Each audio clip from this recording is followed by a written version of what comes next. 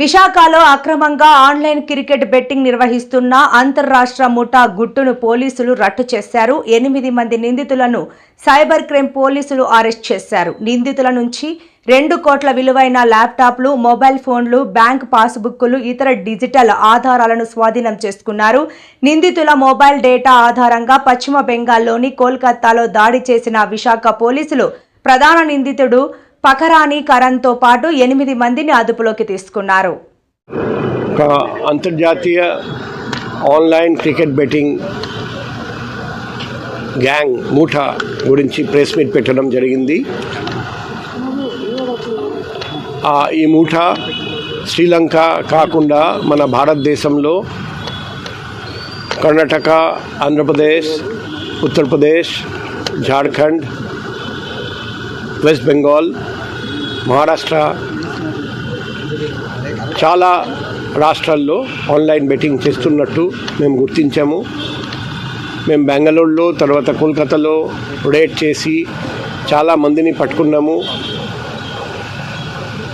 Laptops, account passbooks, PAN card, SIM card, router, ఇంకా చాలా పరికరాలు అక్కడి నుండి జప్తు చేశాము.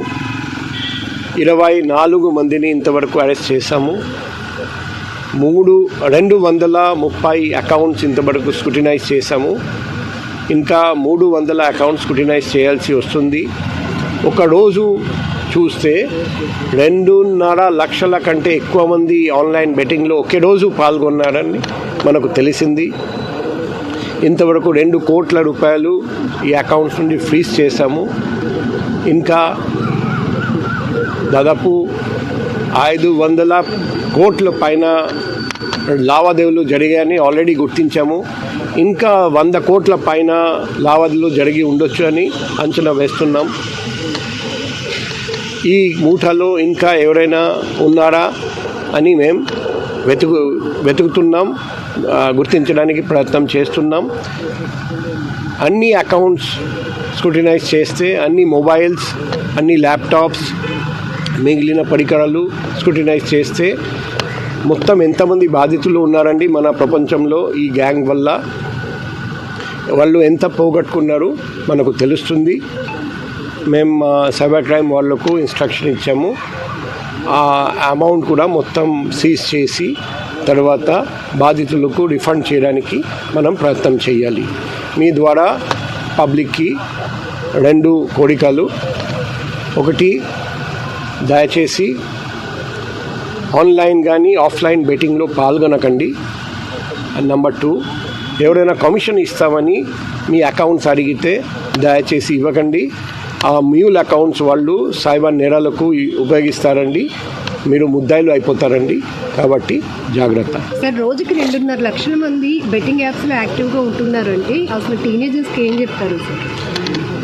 ఇప్పుడు ఈ 2.5 లక్షల మందిని మనం పిలిపించి అడిగితే మీకు తెలుస్తుంది వాళ్ళు అందరూ నష్టపోయాడు.